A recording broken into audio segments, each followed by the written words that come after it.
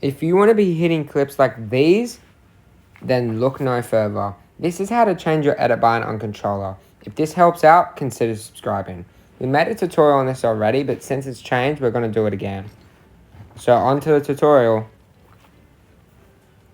Alright, so go into your settings and then go all the way over to the little controller. Now you're going to have to go down to the edit.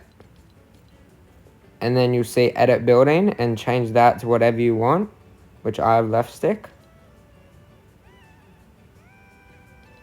Now you're going to want to go to general and change your sprint.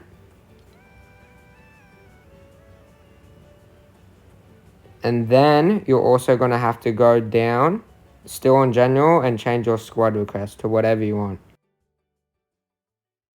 And that's it. If this tutorial helped out, definitely consider subscribing to the channel. So I hope you guys enjoyed the video, and we'll see you all in the next one.